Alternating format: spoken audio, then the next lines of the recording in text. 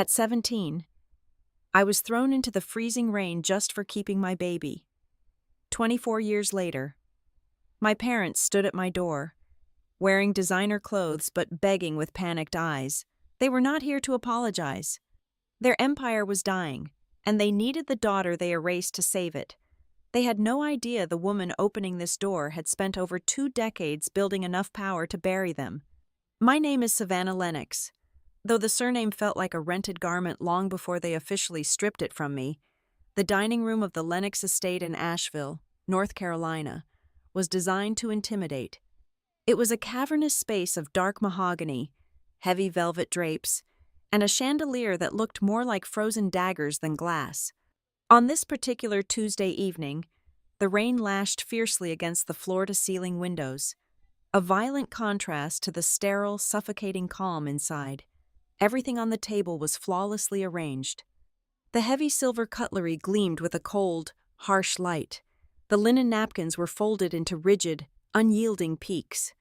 The crystal wine glasses caught the ambient light, casting fractured rainbows across the pristine white tablecloth. I sat at my designated place, 17 years old, my hands clamped together in my lap to hide their violent shaking. The silence in the room was not peaceful. It was a weapon. It was the kind of quiet that powerful people use to crush the oxygen out of a space.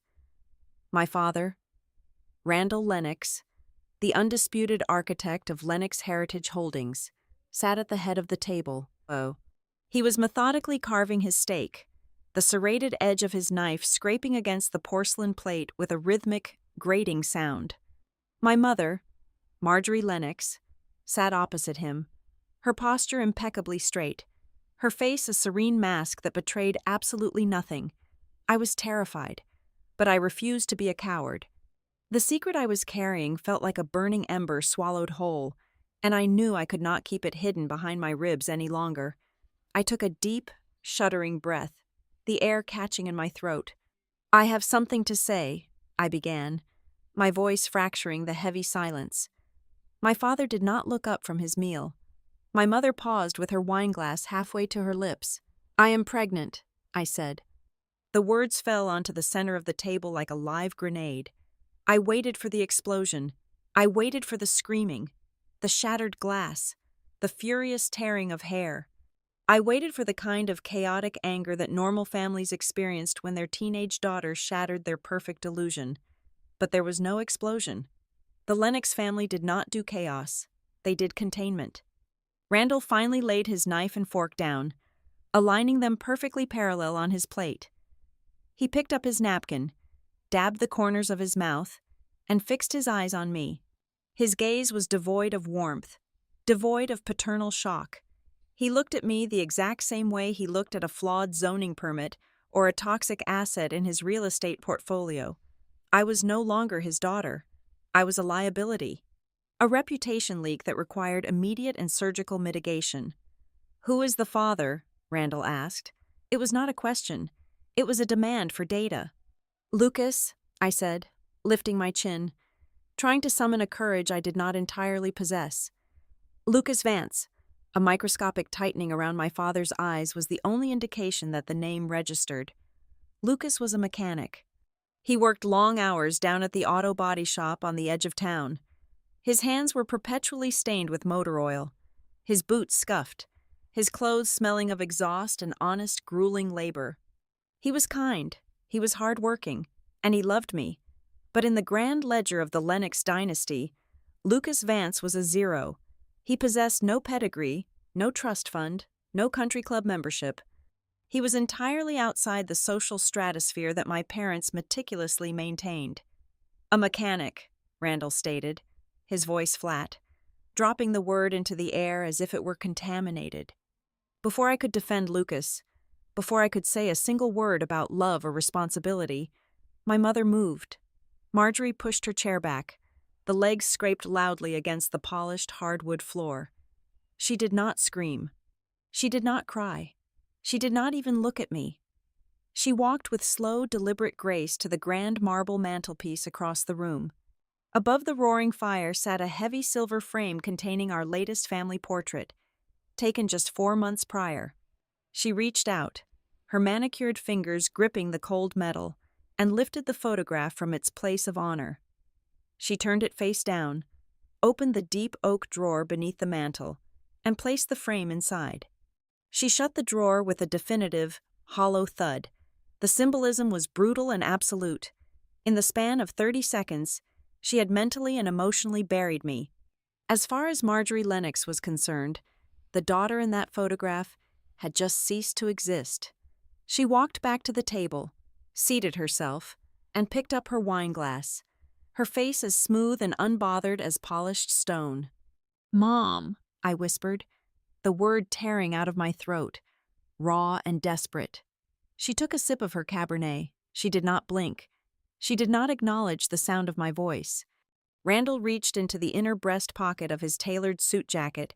He withdrew a thick, unsealed manila envelope and tossed it onto the mahogany table. It slid across the polished surface and came to a stop inches from my plate. Beside it, he tossed a single, tarnished brass key on a worn leather ring. "There is exactly $5,000 in that envelope," Randall said, his tone entirely conversational, which made the cruelty of his words infinitely worse. "And that is the key to the old station wagon the groundskeeper used to drive before we replaced the fleet. It is parked out by the service gates." I stared at the money and the key, my heart hammering violently against my ribs. "You have a choice, Savannah," he continued, leaning back in his chair, steepling his fingers together.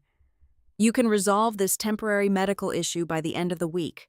If you do, we will pretend this unfortunate lapse in judgment never occurred. Your life will continue exactly as planned. Or, you can choose to keep this bastard child. If you choose the latter, you take that envelope, you take those keys, and you walk out the front door. If you do that, you are no longer a Lennox. You will expect nothing from us. You will receive nothing from us. You will never set foot on this property again." The ultimatum hung in the suffocating air. My own father was negotiating my exile with the same detached precision he used to liquidate a failing corporation. He was offering me a severance package. I looked frantically around the table, searching for a lifeline, a sliver of humanity. "You cannot do this. You cannot just throw me out. I am 17 years old." Randall remained perfectly still. "I can, and I am. The Lennox name is an institution. I will not allow a teenage mistake and a grease-stained mechanic to tarnish 3 generations of legacy. Make your choice." I turned my desperate gaze to my younger brother, Grant. He was 15 years old, sitting slightly slumped in his chair. We had played together, covered for each other, whispered secrets in the dark corridors of this massive, lonely house. "Grant," I pleaded, my voice breaking. "Grant, say something, please." Grant shrank into himself. He stared intensely at his half-eaten dinner, his knuckles white as he gripped his linen napkin beneath the table. He was terrified of our father, terrified of losing his own inheritance, his own comfortable place in the empire. He slowly shook his head, refusing to meet my eyes. He would not save me. He was too cowardly to even try. The betrayal was a physical blow, a sharp pain radiating through my chest. The isolation was complete. I was entirely alone in a room full of people who shared my blood.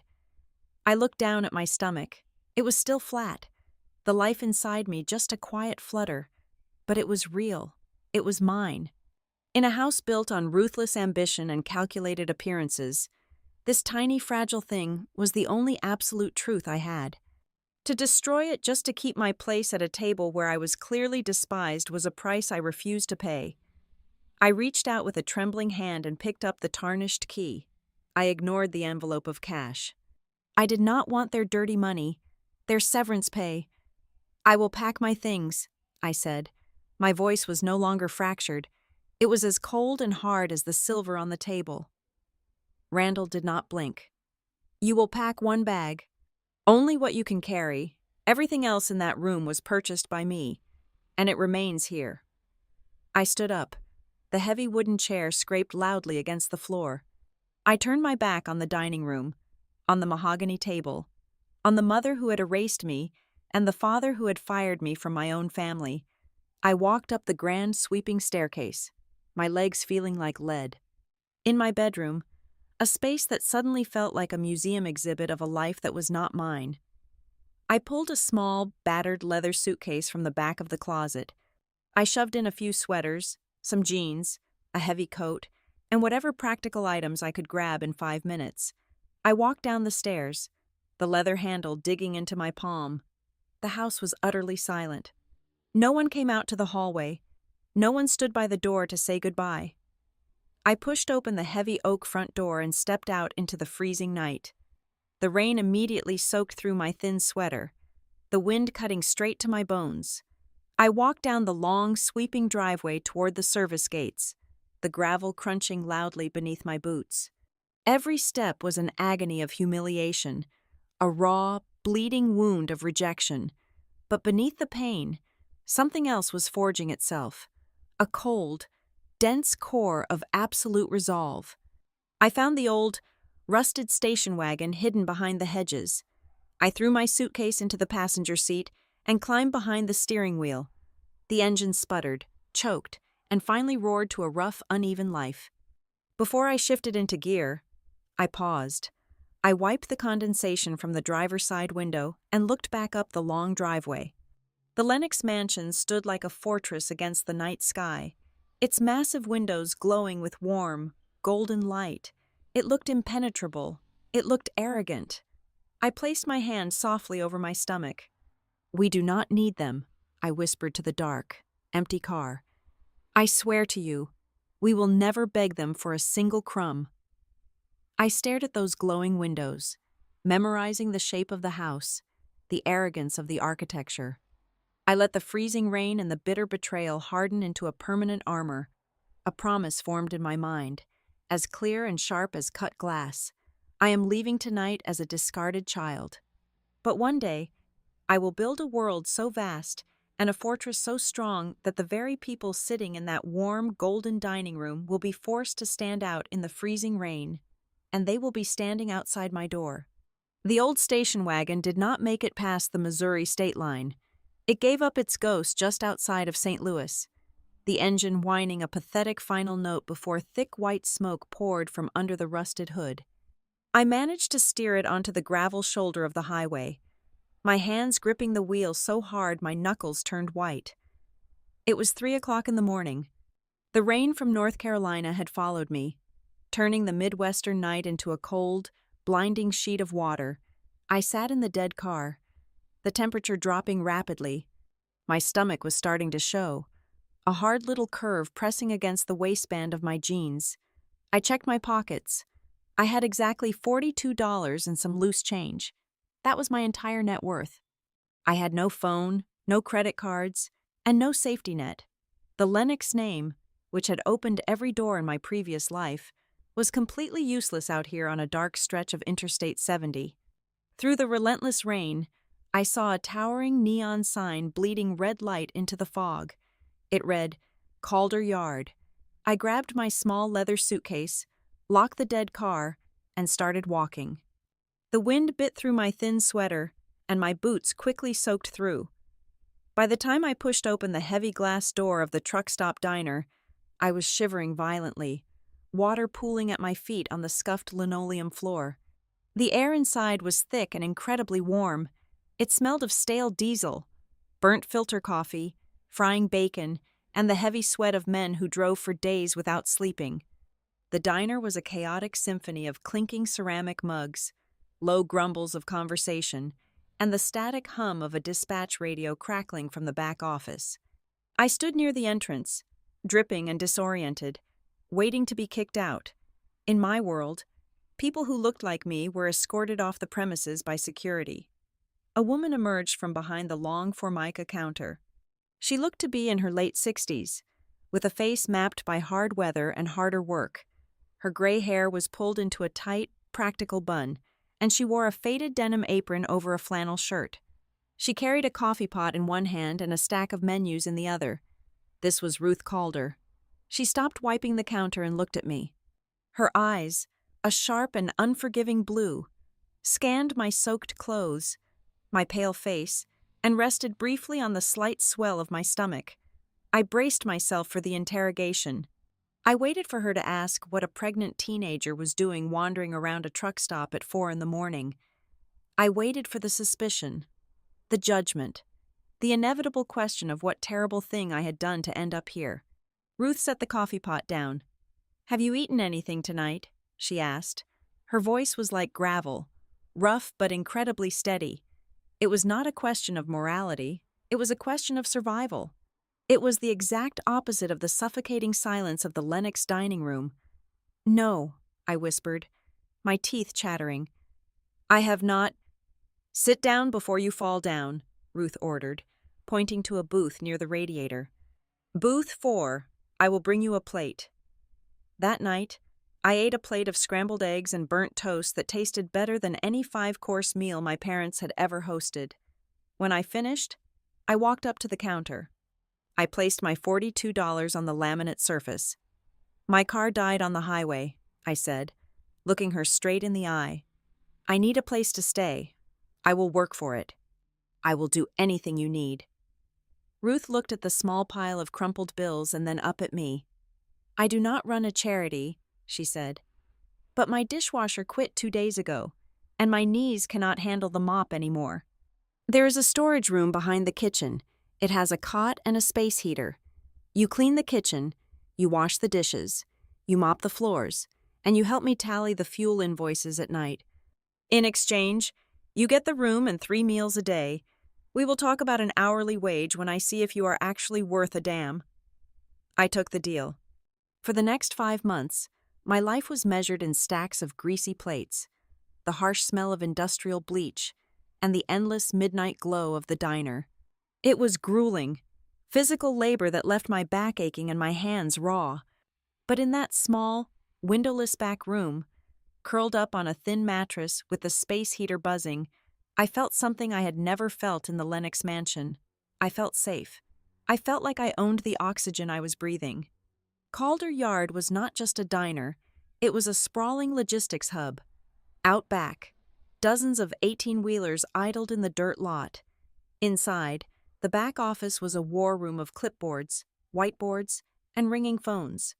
Ruth coordinated fuel drops, managed parking manifests, and acted as an unofficial dispatcher for independent drivers hauling everything from timber to critical medical supplies. It was absolute, unrelenting chaos.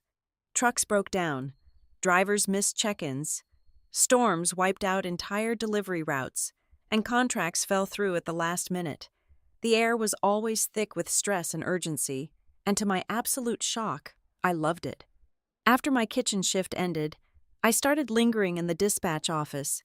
I watched Ruth negotiate with furious brokers. I looked at the chaotic schedules pinned to the corkboard. Where others saw a tangled mess of delayed shipments and frustrated drivers, my brain saw a puzzle waiting to be solved. I started noticing patterns. I saw how a delayed shipment of medical supplies in Memphis could be routed through a returning empty truck from Nashville, saving hours of transit time. One night, when a massive snowstorm hit the interstate and Ruth was drowning in canceled routes, I stepped in. I grabbed a red marker and started rerouting 3 different trucks carrying perishable goods, coordinating their new paths on the old map taped to the wall. I did the math in my head, calculating fuel consumption against the new mileage. Ruth stopped yelling into the phone and stared at me. She did not tell me to step away. She did not tell me I was unqualified. She handed me the phone. "Tell the driver," she said. My parents had used control to paralyze me. They had demanded perfection while denying me any real agency. Ruth Calder did the opposite. She threw me into the deep end of a raging river and trusted me to swim. I took over the night dispatch. I optimized her filing system. I started finding missing margins in her fuel contracts. I thrived under the crushing pressure because, for the first time in my life, the responsibility was real. I was no longer a decorative object in a rich man's house. I was essential. When my water broke, it was during a chaotic morning shift. I was taken to the county hospital in the passenger seat of a semi-truck driven by a man named Big Jim.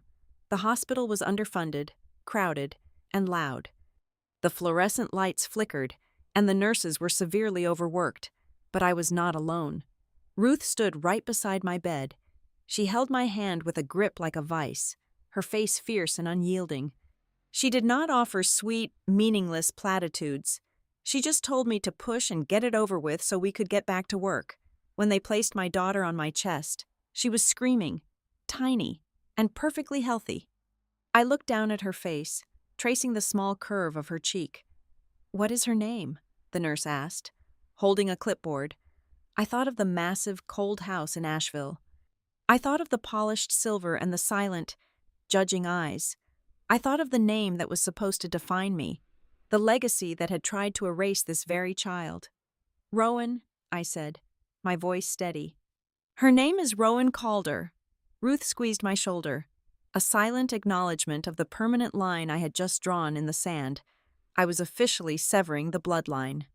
Rowan would never wear the Lennox name like a heavy, suffocating chain.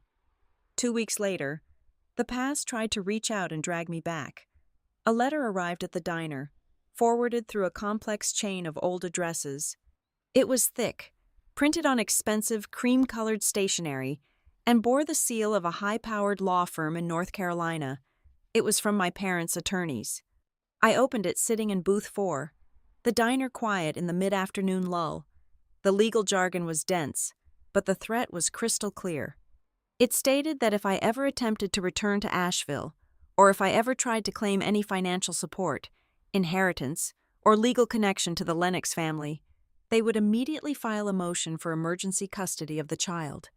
They would use their immense wealth and political connections to prove I was an unfit, destitute mother living in a truck stop. They would take Rowan, and I would never see her again. They were not writing to check on my health. They were writing to build a fortress around their money. I read the letter twice. My hands did not shake. The terrified 17-year-old girl who had cried in the rain was gone, replaced by a mother who knew exactly how to calculate a risk. I stood up, walked into the kitchen, and held the expensive, cream-colored paper over the lit burner of the industrial stove. I watched the edges curl and blacken. I watched the Lennox name burn into fragile gray ash, and I let it fall into the grease trap. From that exact second forward, I stopped looking back over my shoulder. I stopped wondering if they would ever change their minds. I stopped thinking about survival and started thinking about empire. I was going to build something so undeniable that when the time finally came, they would not be able to threaten me with lawyers. They would be begging me for mercy. Raising a child in the back room of a truck stop was an exercise in pure, unadulterated exhaustion. My world shrank to the radius of a baby bottle and a dispatch radio. I learned to sleep in jagged fragments, catching maybe 2 or 3 hours slumped over a faux leather office chair before Rowan would wake up crying. At 3 o'clock in the morning, the diner was a ghost town of humming refrigerators and the occasional low rumble of a passing 18-wheeler on the interstate. I would stand under the harsh fluorescent lights of the small kitchenette, my eyes burning with a fatigue so deep it felt seated in my bones, mixing powdered formula with warm water. By 5 o'clock, before the sun even considered breaking the horizon, I was already back at the dispatch board with a sleeping infant strapped to my chest in a faded canvas carrier. I threw myself entirely into the mechanics of Calder Yard. It was the only way to keep the ghosts of my past at bay. The old logistics software they used was a dinosaur, a tangled mess of green text on black screens that crashed if you typed a command too quickly. But I spent the quiet hours between midnight and dawn teaching myself its crude, unforgiving language.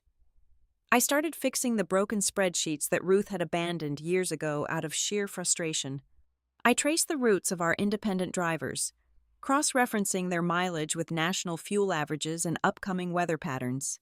I realized that by tweaking dispatch times by just 2 or 3 hours and actively avoiding major congestion zones around Chicago and Indianapolis during peak transit times, we could shave off significant diesel expenses. I began calling warehouses directly, negotiating tighter loading windows so our drivers were not burning fuel while idling in parking lots. Within 6 months, my relentless optimizations had cut the yard's monthly fuel overhead by 14%. Ruth watched me work with a quiet, a praising eye. She never offered empty praise, but she started handing over more of the operation to me. One evening, after I had successfully argued a stubborn freight broker down on a terrible rate for a load of frozen meat, she poured 2 heavy ceramic mugs of black coffee and set one firmly on my desk. "People who get thrown away usually only have 2 choices," Ruth said, her voice cutting cleanly through the static of the radio. She sat down across from me, her calloused hands wrapped around her mug. "They either spend the rest of their lives proving the people who threw them out were right, by rolling over, drinking themselves to death, and just dying, or they live long enough and push hard enough to make those exact same people choke on their own underestimation. Which one are you going to be?" "I am not planning on dying anytime soon," I replied, taking a cautious sip of the bitter, scalding coffee. "Good," she said simply, her blue eyes locked onto mine. "Because pity does not pay the electric bill, and nobody out there gives a damn about a sad story. You keep working those margins, Savannah." As the months bled into a year, a different kind of pain began to settle permanently in my chest. It was the hollow, echoing silence left by Lucas Vance. In the beginning, during those lonely nights in the storage room, I had fiercely convinced myself he would find me. I imagined him driving down every highway, stopping at every diner, desperate to find the woman he loved and the child we created together. I waited for the diner door to open and see his grease-stained boots. But the seasons changed. The brutal winter snow melted into a blistering Midwestern summer heat, and Lucas remained a ghost. The agonizing betrayal of my parents slowly merged with the crushing realization that my lover had abandoned me. My mother and father had looked me in the eye and erased me. Lucas had not even possessed the courage to say goodbye. The men in my life had either banished me to protect their wealth or vanished completely to protect themselves. That painful realization hardened into a permanent absolute within my mind.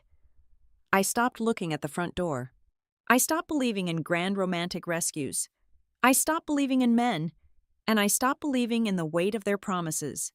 The only thing I could trust was the hard work right in front of me and the breathing baby in my arms. Then, on a suffocating Tuesday afternoon, a ghost from Asheville actually did find me. She walked into the diner like she owned the very concept of time itself. She was an elderly woman, leaning heavily on a custom silver-tipped cane, dressed in a sharp, tailored tweed suit that looked wildly out of place among the truckers in denim and sweat-stained flannel. Her white hair was perfectly coiffed, and her eyes, an icy, chillingly familiar shade of gray, locked onto me the second she stepped through the door. I stiffened immediately, my hand instinctively dropping below the counter to grip the heavy metal flashlight Ruth kept there for emergencies.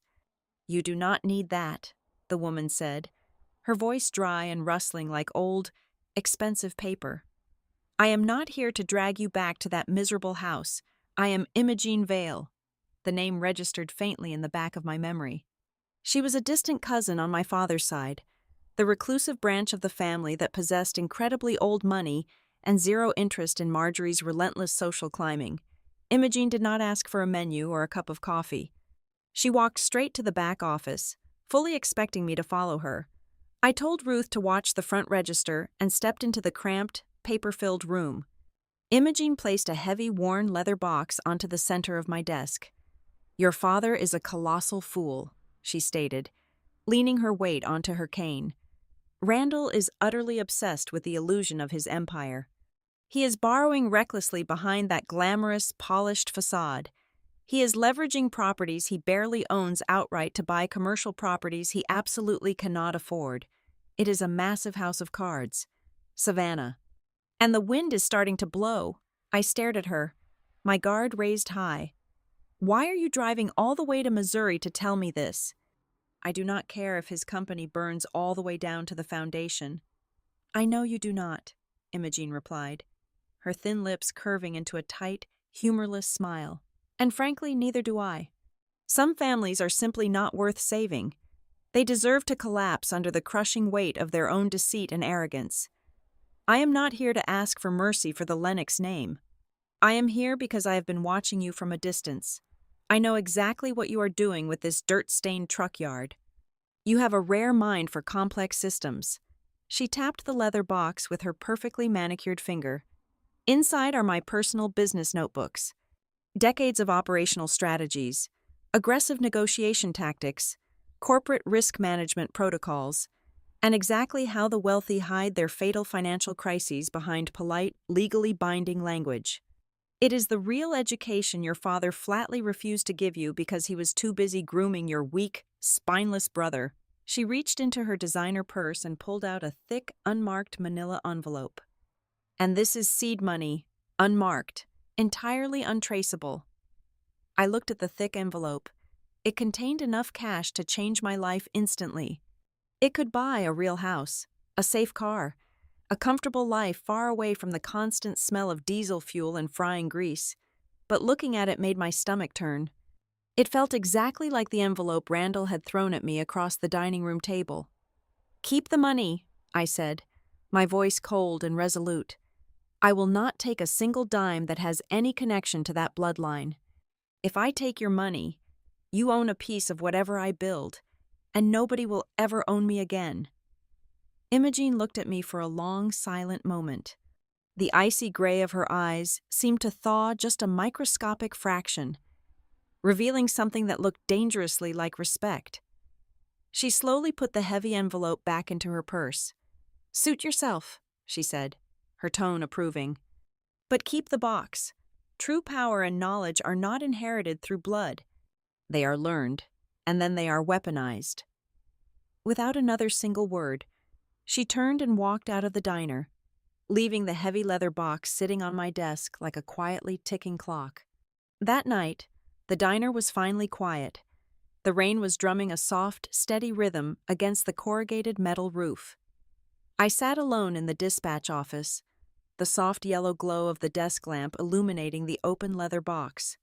Imogene's handwriting was sharp, precise, and ruthless. As I read through her detailed notes on corporate restructuring, identifying weak leverage points, and executing hostile takeovers, the gritty world of truck logistics suddenly felt like just the bare beginning. I looked over at the dark corner of the room. Rowan was fast asleep in an old second-hand wooden crib, tucked safely behind the heavy steel filing cabinets. Her tiny chest rose and fell in a perfectly peaceful rhythm. She was safe, she was fed, and she was entirely mine. I closed the heavy notebook and rested my calloused hands on the worn surface of the desk. Surviving was no longer enough. Scraping by on fuel margins and counting diner tips was a defensive strategy for someone who was merely trying not to drown. I did not want to just live through the days anymore. I looked at the sleeping face of my daughter and made a silent, unbreakable vow. I was going to take everything I was learning in this yard, combine it with everything in those ruthless notebooks, and I was going to build something massive, something so towering, so deeply rooted in the ground, and so untouchable that no one, not my father, not a corporate lawyer, not a ghost from my past, would ever be able to kick me out of it again. The logistics industry is a brutal machine built on predictability. Mega carriers thrive on straight lines, clear skies, and guaranteed margins. They want the easy runs. They want the predictable freight. I took everything they refused to touch. Over the span of 10 years, I turned the chaotic nature of dispatching into a surgical weapon. My specialty became the impossible. When a deep freeze shut down the major arteries of the Midwest, freezing out standard haulers, I found the secondary and tertiary state roads to get insulin shipments to rural pharmacies. When a massive factory strike paralyzed the standard automotive supply chain in Michigan, I pieced together a relay system of independent owner-operators to keep an assembly line running just long enough to prevent a catastrophic shutdown. I memorized weather patterns, union contract expiration dates, and the specific load capacities of crumbling county bridges. The real turning point arrived during a massive hurricane season that tore the southern coast to shreds. It was late August, and a Category 4 storm had effectively erased the standard infrastructure across 3 states. Highways were flooded, ports were closed, and the major logistics corporations declared force majeure, legally abandoning their contracts and leaving entire municipalities stranded without critical supplies. I did not panic. I sat in our expanded dispatch center for 72 hours straight. I leveraged every favor, every relationship, and every ounce of goodwill I had built with our drivers. We bypassed the flooded interstates entirely, utilizing a network of forgotten logging roads and elevated county routes. We moved generators, blood plasma, and clean water into disaster zones, while the government agencies were still trying to organize their press conferences. I did not spend a single dime on marketing or public relations. My reputation was forged in the mud, the rain, and the absolute certainty that if I promised a hospital they would have surgical supplies by midnight, the truck would be backing into their loading dock at 11:59. That storm transformed us. We outgrew the dirt lot behind the diner. We became Calder Trace Logistics. Rowan grew up in the exact center of this relentless momentum. Her nursery had been a corner of the dispatch office. Her lullabies were the static crackle of the two-way radios and the low hum of idling diesel engines. By the time she was 9 years old, she could read a topographical map better than most adult men. She was a quiet, intensely observant child.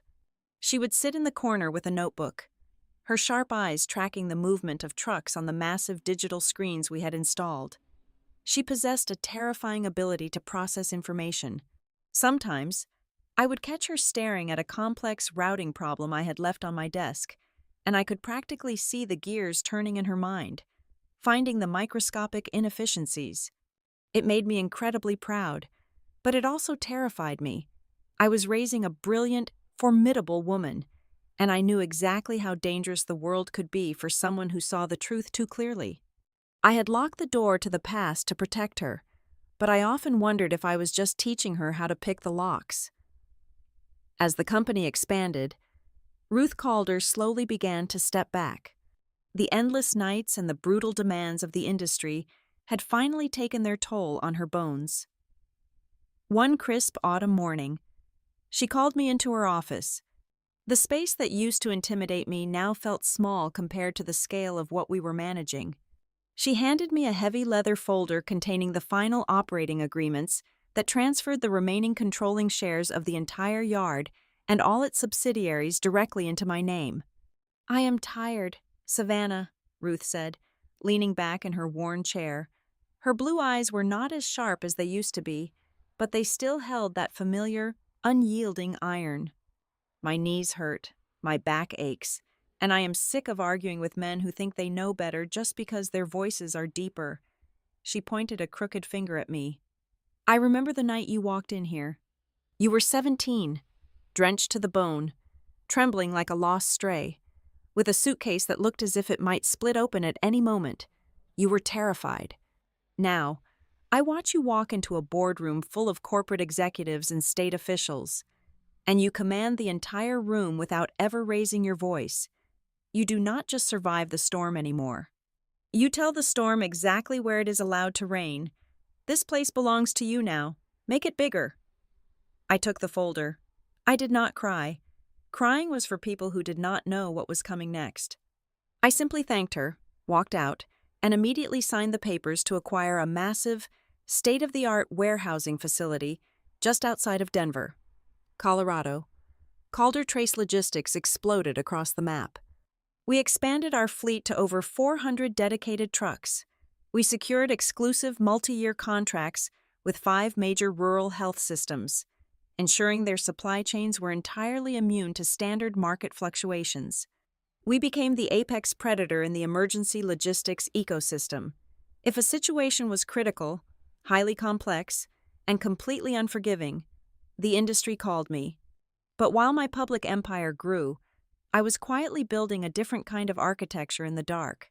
I hired a very quiet, incredibly expensive corporate attorney in Chicago named Tessa Doyle.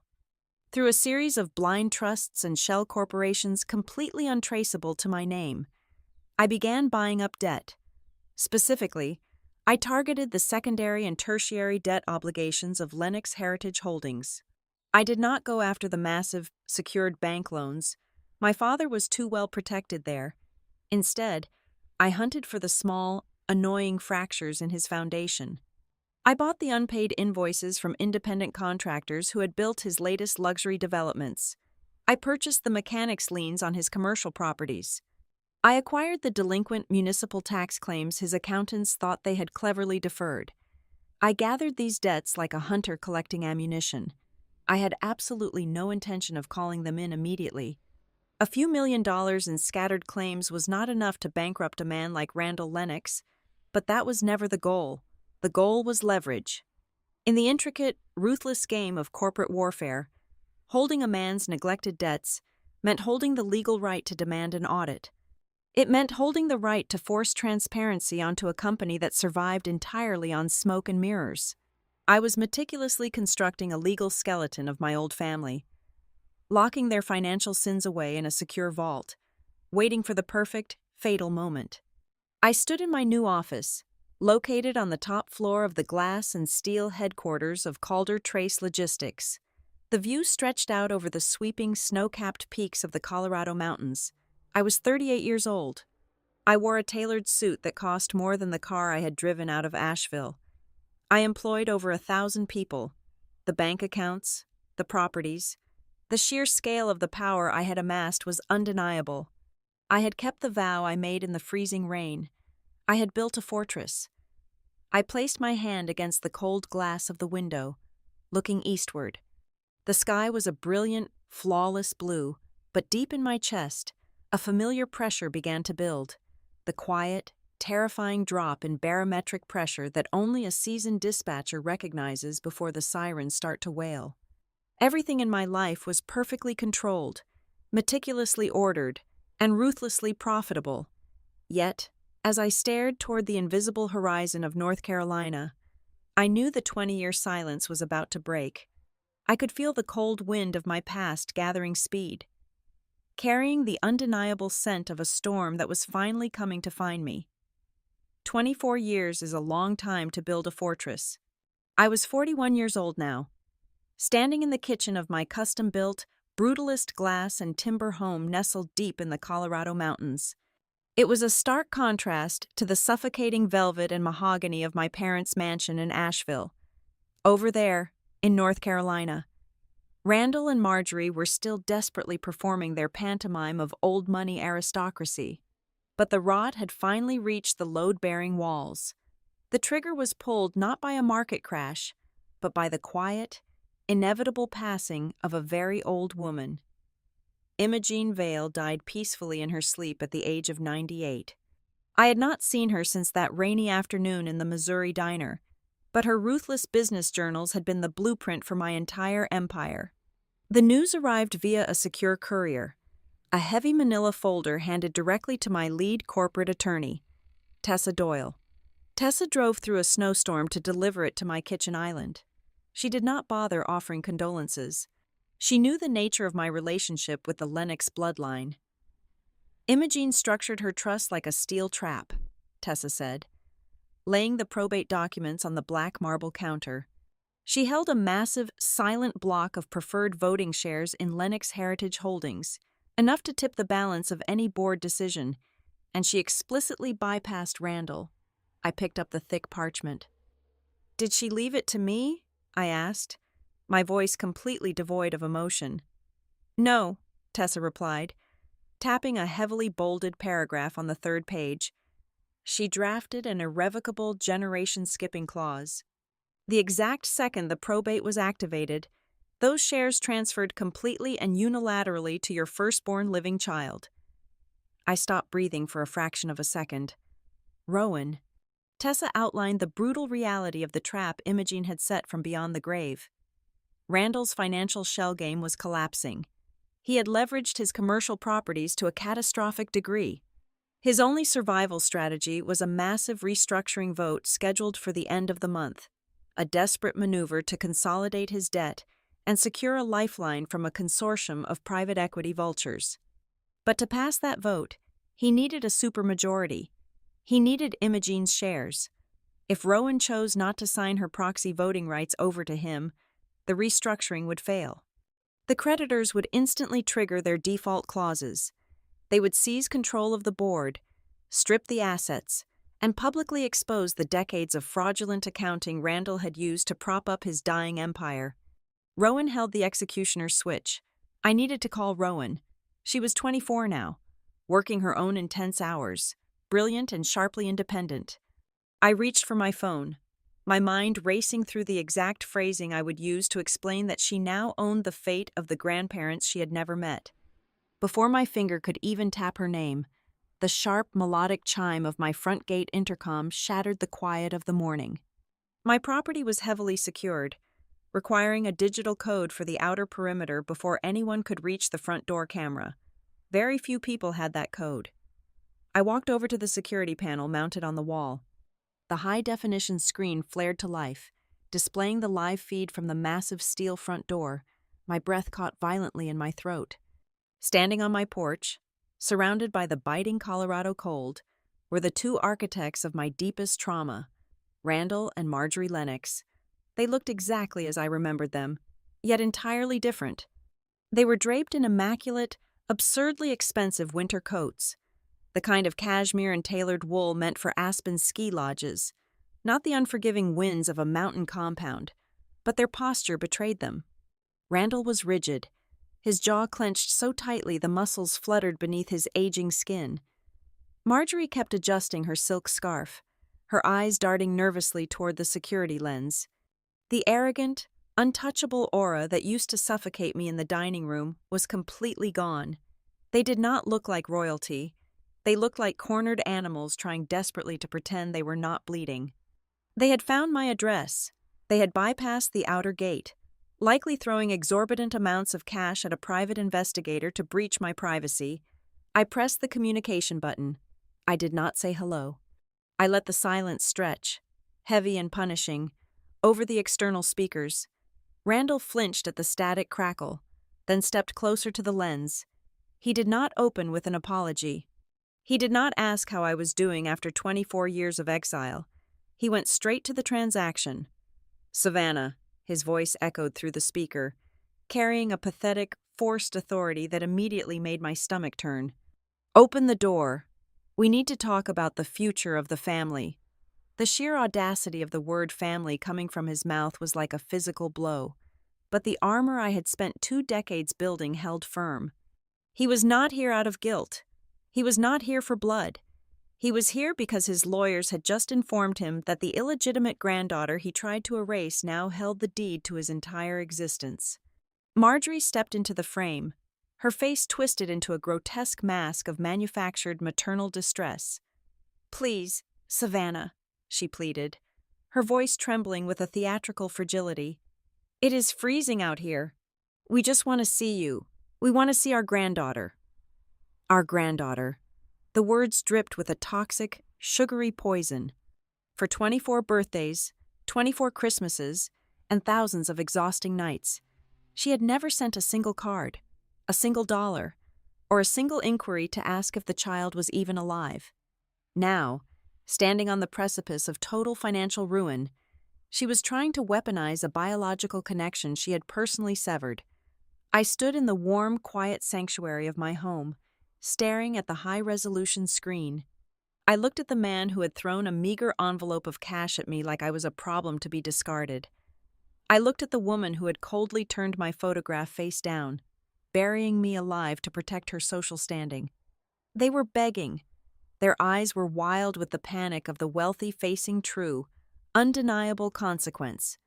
They thought they could walk up to my door and manipulate the terrified 17-year-old girl they had thrown into the rain. They did not realize that girl was dead, and I was the one who buried her. I did not reach for the door release immediately.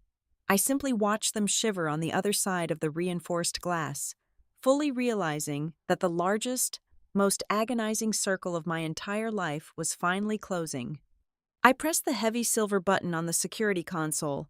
The reinforced steel gate at the bottom of the driveway began to glide open with a silent, mechanized hum. I did not invite my parents inside because I felt a sudden, miraculous softening of my heart. I let them in because I wanted a front-row seat to their desperation. I needed to hear exactly how far their lies would stretch now that they no longer held absolute power over my existence. They walked through my front door a few minutes later, stepping onto the polished concrete floors of my foyer. My home was a vast expanse of glass, dark steel, and sharp, unforgiving angles. It was a space designed for a woman who commanded fleets and dictated industry standards. Not for polite Southern tea parties, they looked entirely out of place, shrinking subtly beneath the vaulted ceilings.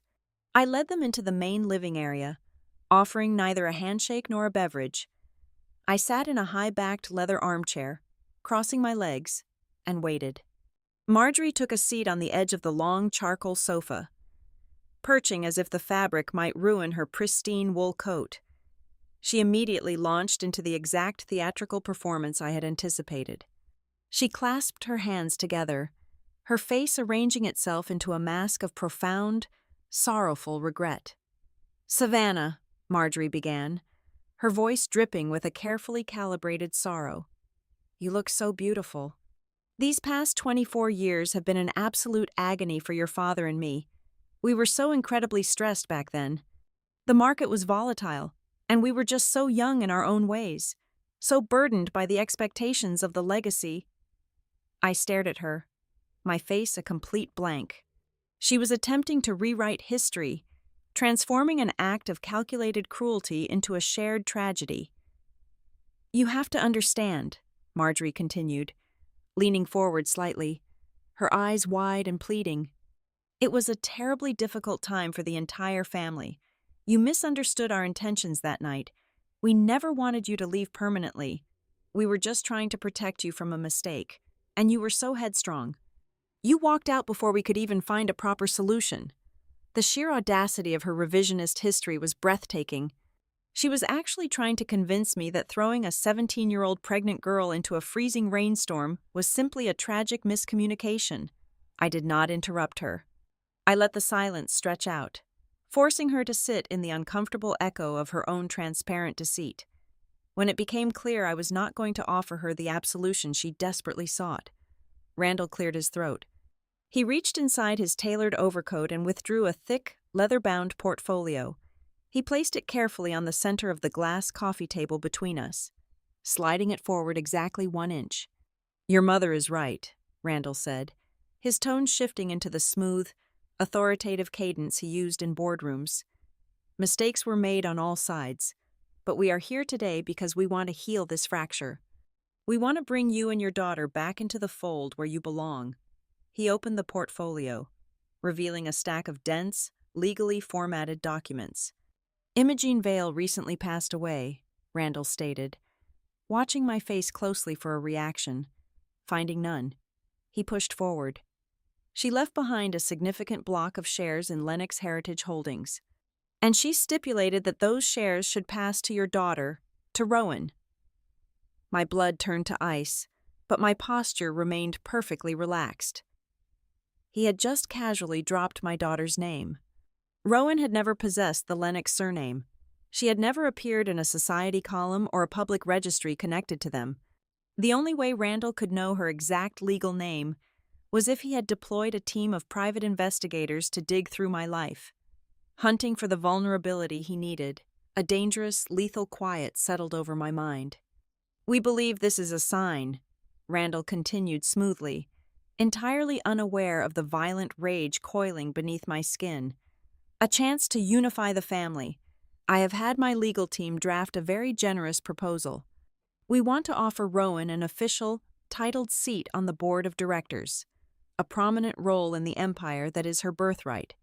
All she needs to do is sign this simple proxy agreement, authorizing me to manage her voting rights until she is fully brought up to speed on the corporate structure. It is the only way to ensure this legacy must remain in the hands of those who truly understand family values."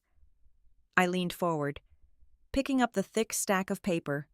I did not need a law degree to read between the lines, but decades of deciphering toxic freight contracts had made me exceptionally fluent in the language of hidden liabilities.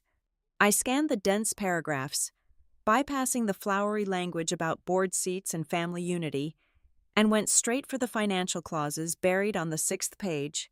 There it was, a collateralization clause. If Rowan signed this proxy, she was not just giving Randall her vote.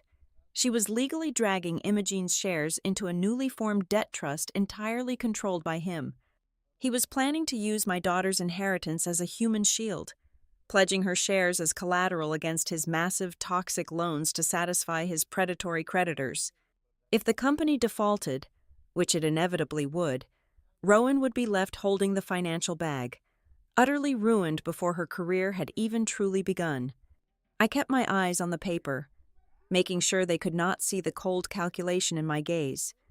Marjorie, sensing the length of my silence, decided to deploy her final weapon. She adjusted her posture, her tone dropping the fake maternal warmth and adopting a silken, venomous edge. "We truly want to do this privately, Savannah," Marjorie said softly, her eyes locking onto mine. "It would be such a shame if things became complicated. You have built a respectable little life for yourself out here, but the press in Asheville, and frankly, the national business media, would have a field day with this story. A successful woman, actively hoarding her daughter away from her grandparents out of sheer, petty vindictiveness, keeping a young woman from her rightful multi-million-dollar legacy. The local community would certainly view you as a terribly selfish mother, severing her own child from her roots simply to punish us." It was a direct, undeniable threat. "Sign the papers and hand over the girl, or we will destroy your public reputation and turn your own daughter against you." I needed them to leave my house believing they still held the power. I needed them to think the terrified 17-year-old girl was still alive inside me, easily manipulated by their approval and terrified of their wrath. I let my hands tremble, just a fraction of an inch, against the edges of the contract. I lowered the paper and looked at them, allowing my breathing to become slightly uneven. I dropped my gaze to the floor, perfectly mimicking the defeated posture of my youth. "This is a lot to process," I said, my voice deliberately pitched a half-octave higher, injecting a fake tremor into the words. "I have kept her away for a very long time. I need to talk to her. I need time to explain all of this to Rowan before she can sign anything of this magnitude." Randall and Marjorie exchanged a swift, triumphant glance. It was a microscopic shift in their expressions, but I caught it. They thought they had won. They saw the hesitation and mistook it for surrender. "Of course," Randall said, his voice dripping with condescending magnanimity. He stood up, buttoning his coat. "We understand completely. Take 48 hours, but time is of the essence regarding the estate transfer. We expect to hear from you by Friday morning." "We love you, Savannah," Marjorie added, standing up and offering a final, sickeningly sweet smile. "We just want our family whole again." I stood up, keeping my head slightly bowed, and walked them to the front door. I watched them step out into the freezing wind, their expensive coats wrapping tightly around them. I stood in the doorway until they climbed into their rented luxury SUV, and the heavy steel gate closed securely behind them. The second the taillights vanished down the mountain road, the trembling in my hands completely stopped. The facade of the broken daughter evaporated, replaced instantly by the cold, ruthless logic of a chief executive preparing for war. I turned away from the door, walked straight to my kitchen counter, and picked up my phone. I bypassed my assistant and dialed Tessa Doyle on her direct, secure line. She answered on the second ring. "They just left," I said, my voice completely stripped of emotion, ringing sharp and hard against the glass walls of my house. "They did not come for a reunion. They came to rob me a second time." Tessa Doyle did not operate like a standard corporate attorney. When I gave her the green light, she brought in a team of forensic digital auditors who worked with the ruthless precision of a scalpel. We turned the main conference room of Calder Trace Logistics into a secure war room. I needed to know exactly how Randall had breached my perimeter to find my daughter. Within 48 hours, the audit team cracked the shell. Randall had not used standard skip tracers. He had hired a highly sophisticated, outsourced network, a boutique private genealogy firm, an aggressive crisis management public relations agency, and a team of shadow accountants specializing in debt scrubbing. They had combed through decades of sealed regional tax records, cross-referencing property purchases and corporate registrations to connect the Calder name back to my bloodline. But the data trail did not just pull up the present. It dragged up the rotting, buried corpses of the past.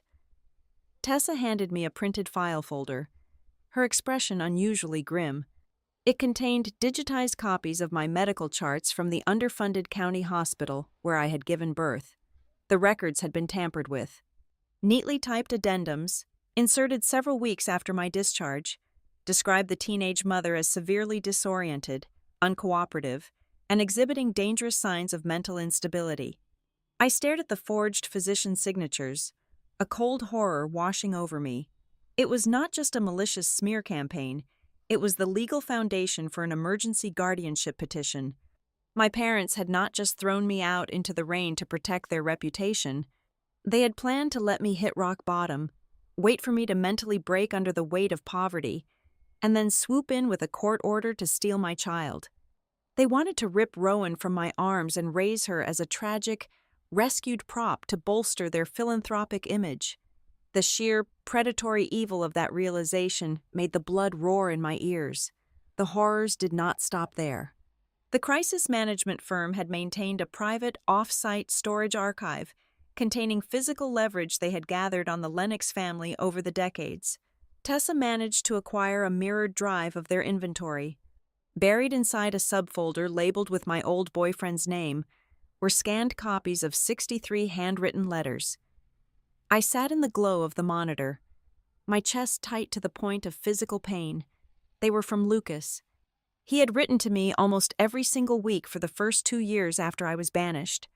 He had begged me to tell him where I was, promised he was saving every dollar from the mechanic shop to build a life for us, and swore he would never stop looking. My parents had intercepted every single piece of mail, bribing the postmaster in my old zip code, and locked his devotion away in a dark, sealed box. Lucas had never abandoned me. My family had systematically amputated the only person who truly loved me, leaving me to believe I was entirely unlovable.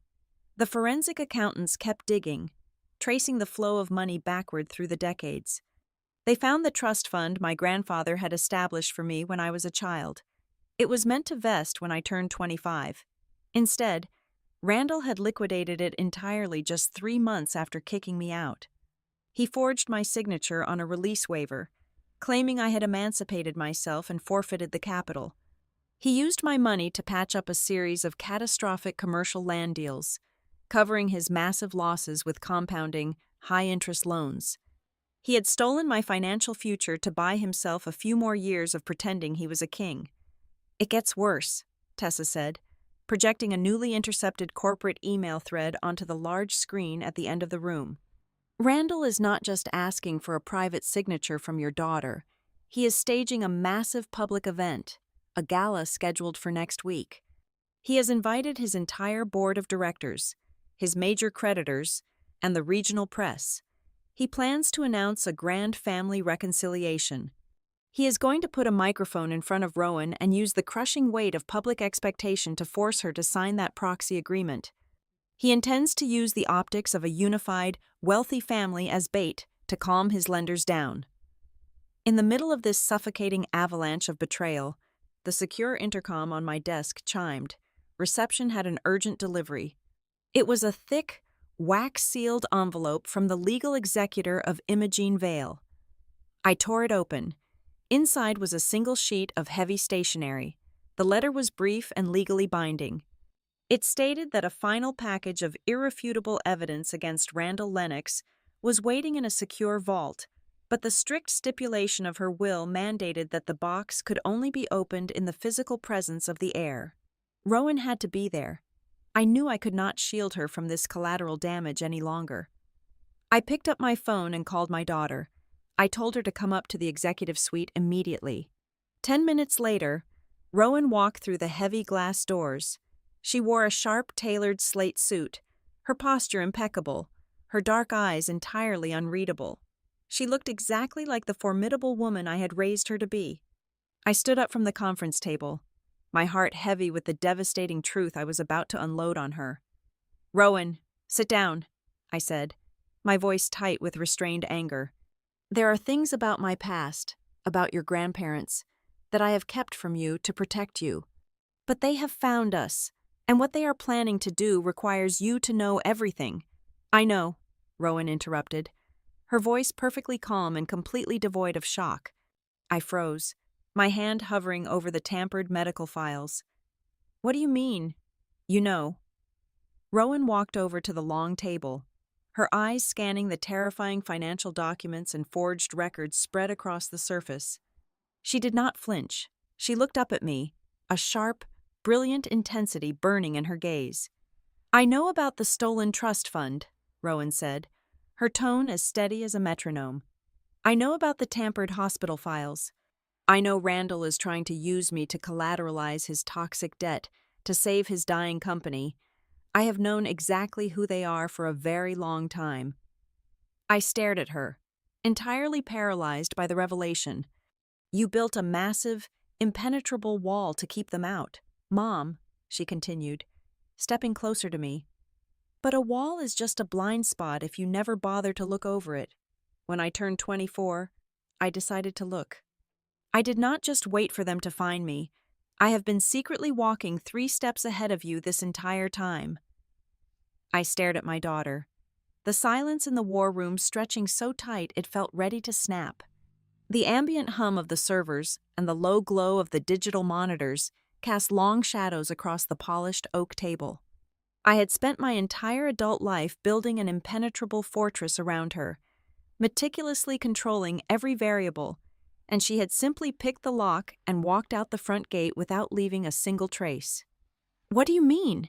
You have been walking 3 steps ahead, I demanded, my voice dropping to a dangerous, serrated whisper. My hands gripped the edge of the conference table so hard my knuckles turned a stark white. Rowan did not flinch. She stood tall in her slate-gray suit, radiating a calm authority that I recognized immediately because I had taught it to her. For the past 3 months, I have been working on the inside of Lennox Heritage Holdings.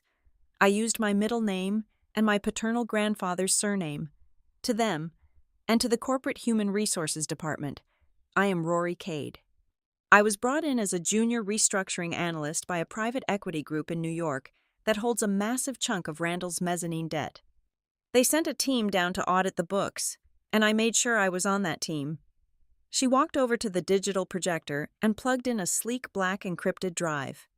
I have sat in the back of their executive boardrooms, she continued, pulling up a series of complex internal balance sheets that Tessa's elite team had not even unearthed yet. The numbers glowed starkly against the projection screen.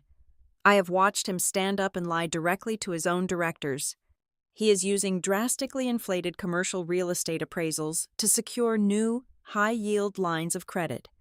He is taking the new cash flow, paying off the immediate interest on the old loans to prevent a default, and rolling the massive debt over using doctored financial reports that a shadow accounting firm cleans up for him.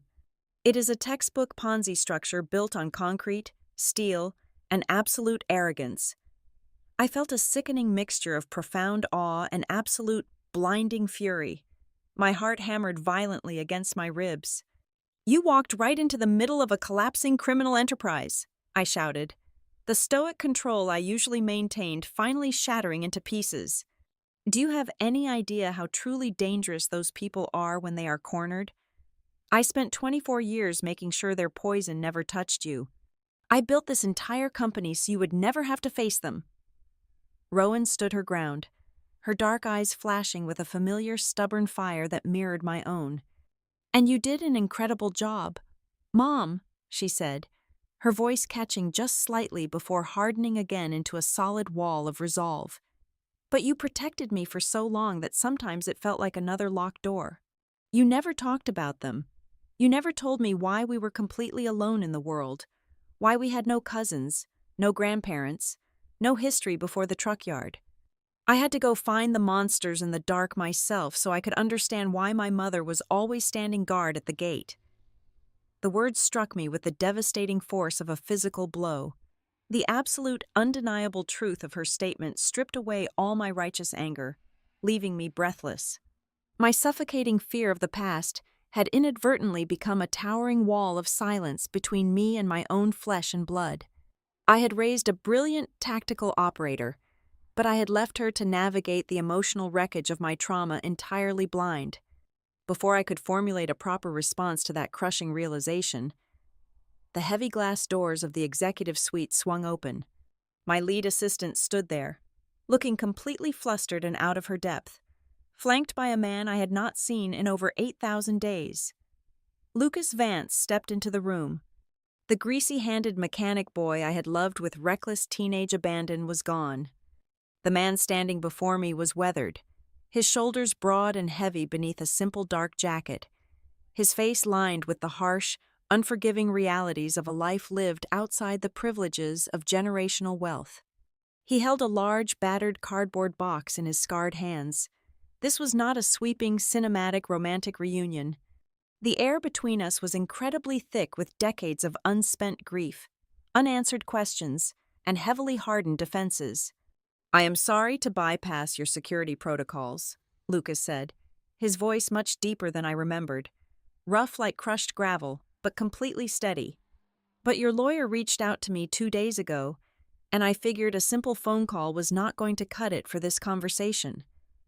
Tessa stepped forward from the shadows of the room, nodding firmly. "I found his current contact information buried deep in the private investigator files we decrypted from Randall's servers. I asked him to fly out here immediately." I could barely pull oxygen into my lungs. "Why are you here, Lucas?" He walked purposefully over to the long oak table and set the heavy box down with a dull thud. He pulled a legally bound, multi-page document from his inner jacket pocket and slid it across the polished wood toward me. "That is a sworn, notarized affidavit," he stated, his dark eyes locking onto mine with a fierce, uncompromising intensity that demanded I listen.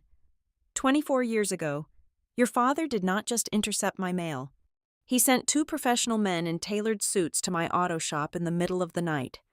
They told me that if I ever tried to contact you, or if I ever came within 100 miles of the Asheville city limits, they would plant stolen vehicle parts in my garage and ensure a highly sympathetic, well-paid judge gave me 10 years in a federal penitentiary.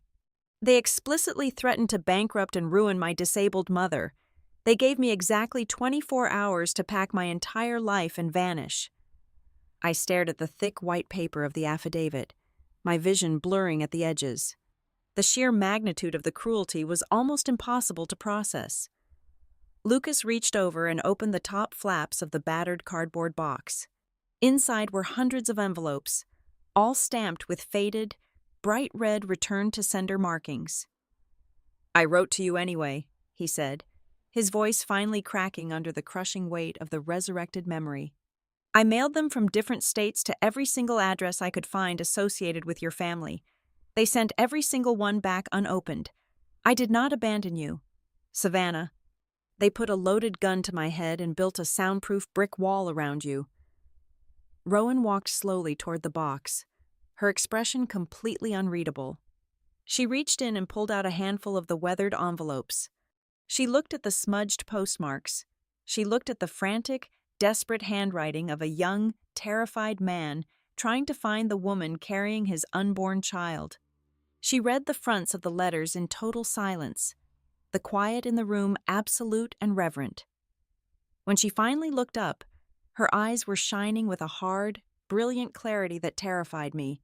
She looked at me, and for the very first time in our lives, she truly understood the massive depth of the theft we had both endured. "You were not thrown away by the whole world," Rowan whispered, her voice laced with a dangerous awe. "You were just cut off from it, intentionally and surgically." The dynamic in the room shifted instantly. The residual, suffocating grief of the past 2 decades evaporated, replaced by a cold, highly organized, and unified purpose. The doors opened one last time, and Eli Mercer walked in, carrying 2 heavily encrypted laptops. Eli was Ruth Calder's son. He had traded the diesel fumes and grease of the Missouri truck yard for a master's degree in forensic accounting, and he now ran the elite internal audit division of my logistics empire. He dropped the machines onto the table next to the forged medical files and the tragic boxes of returned letters. "I have successfully cross-referenced Rowan's internal corporate data with the shell company ledgers Tessa pulled from the offshore accounts," Eli announced, pulling up a chair and cracking his knuckles with grim satisfaction. "It is an absolute financial bloodbath. If we time this strike right, we can trigger a catastrophic cascading default across all his major institutional creditors in a matter of seconds. We gathered around the large table. Lucas Vance, the blue-collar mechanic they had tried to destroy, Eli Mercer, the fiercely loyal son of the woman who saved me from the streets, Tessa Doyle, the ruthless legal architect, Rowan, the brilliant inside operative, and me, the outcast daughter who built a war chest. We were no longer victims cowering from a wealthy dynasty. We were a highly specialized, lethal strike team, and we were holding enough legal dynamite to level the Lennox legacy all the way down to the bedrock. We were not going to rely on screaming matches, tears, or emotional pleas. We were going to dismantle them using unbreakable, highly documented evidence. Tessa quickly outlined the aggressive legal strategy, detailing exactly how we would bypass the standard closed-door arbitration clauses and force a massive public disclosure of the fraudulent assets. I looked across the table at my daughter, the final battle plan rapidly crystallizing in my mind. He wants you to sign the proxy agreement at his grand legacy reunification dinner next week, I said, my voice sharp and decisive. He wants to use the immense pressure of a ballroom full of elite society members to force your hand and secure his lifeline. We can refuse right now.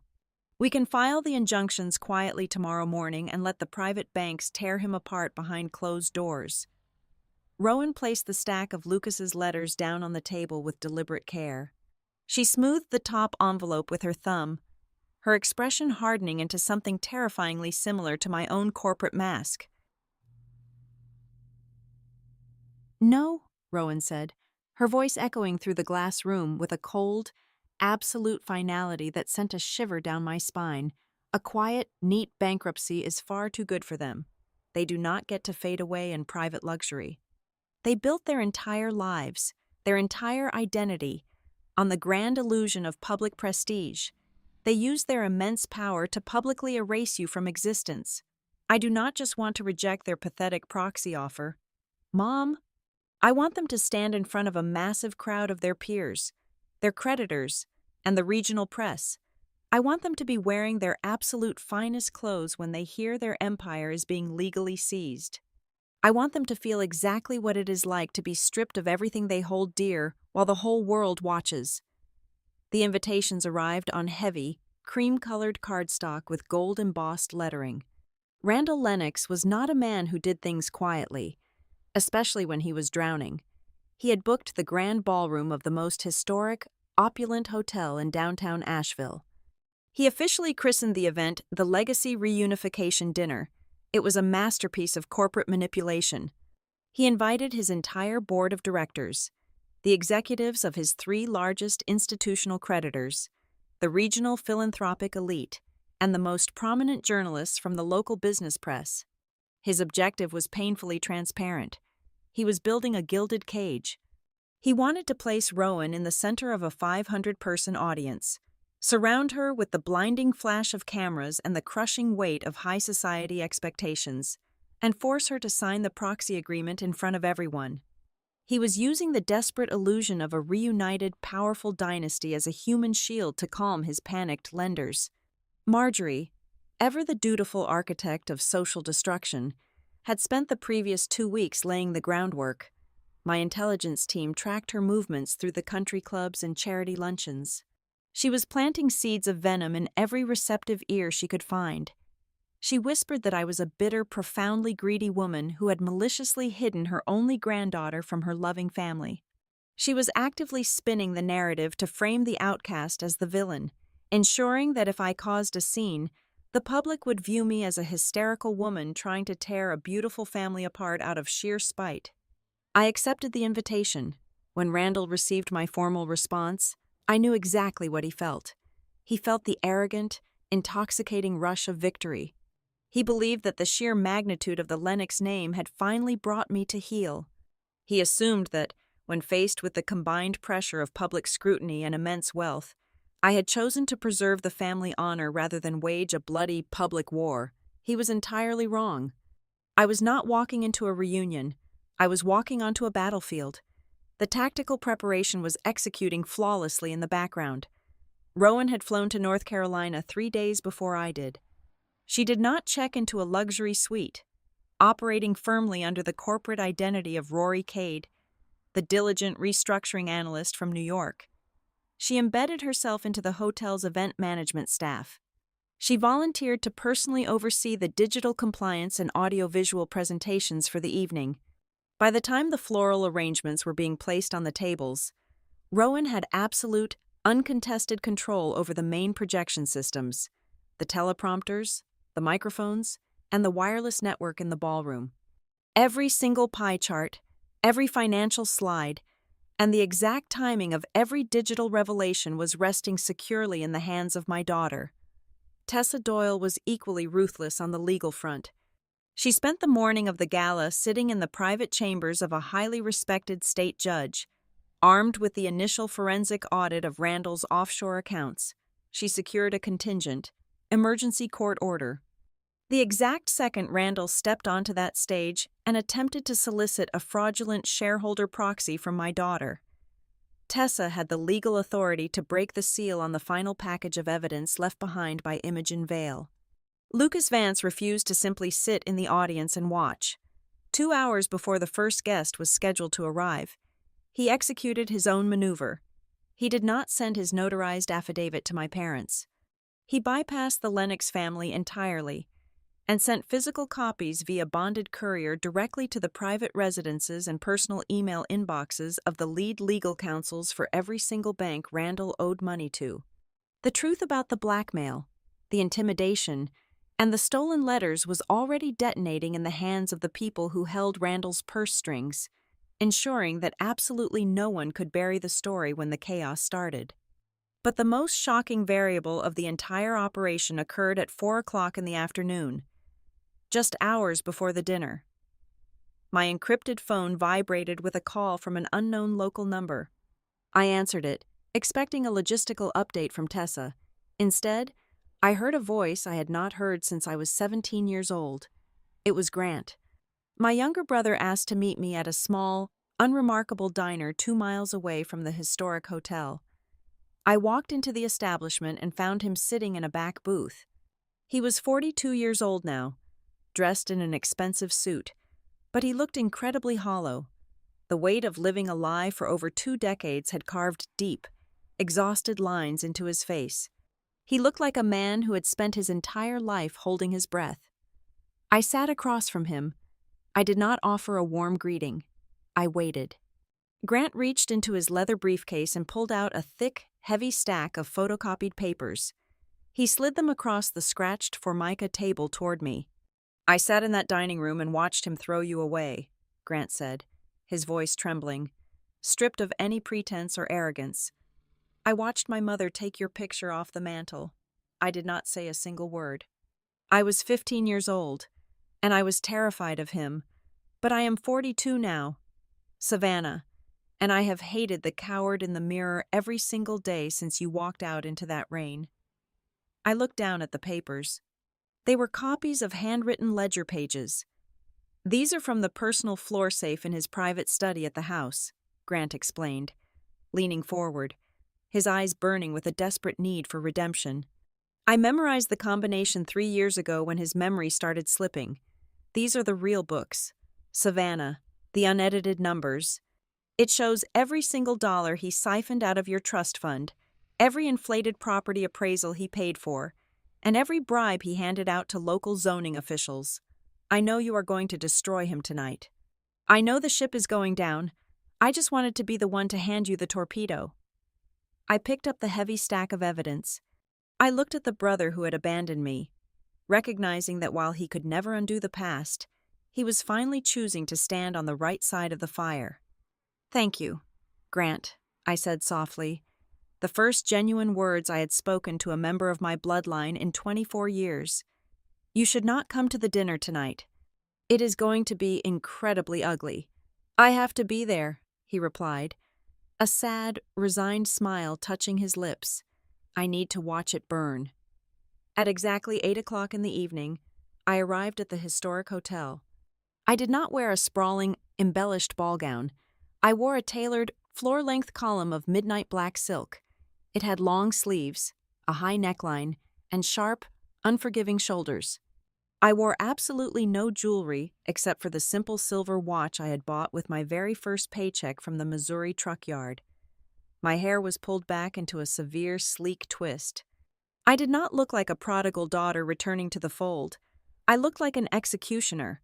I stepped through the heavy brass doors and walked into the grand foyer. The space was blindingly bright, illuminated by massive crystal chandeliers hanging from the frescoed ceiling. The air was thick with the scent of expensive perfume, roasted meats, and the low, buzzing hum of 500 wealthy people networking. I paused at the edge of the grand ballroom. Through the sea of tuxedos and designer gowns, I saw them. Randall and Marjorie Lennox were holding court near the center stage. They were both holding crystal flutes of champagne, laughing brightly with a group of nervous-looking bank executives. They looked immaculate, powerful, and utterly convinced of their own invincibility. They were performing the roles of benevolent, loving parents as if they had never banished their own flesh and blood to the streets. I stood in the doorway, feeling the heavy ledgers in my bag, knowing Rowan was watching from the control booth above, knowing Tessa was standing by with a court order, and knowing Lucas had already lit the fuse with the creditors. I took one deep, steadying breath. Tonight, the grand illusion would shatter into a million irreparable pieces. Tonight, either the Lennox empire died, or the memory of the 17-year-old girl sobbing in the freezing rain died. I smoothed the dark silk of my dress, lifted my chin, and walked straight into the light. The clinking of crystal glasses faded into an expectant hush as Randall Lennox took the center stage. He adjusted the microphone, looking out over the sea of 500 wealthy guests. He had practiced this look. The slight, sorrowful drop of his shoulders, the misty glaze over his eyes. "Ladies and gentlemen," Randall began, his voice thick with manufactured emotion. "We gather tonight to celebrate the future of Lennox Heritage Holdings. But we must also acknowledge the painful fractures of our past. 24 years ago, my family made a terrible, agonizing mistake. A mistake of pride." He gestured grandly toward a single, velvet-upholstered chair set empty at the head table next to Marjorie. "That chair," he proclaimed, his voice wavering with theatrical grief, "belongs to the granddaughter we never stopped missing. We are working diligently to bring her home.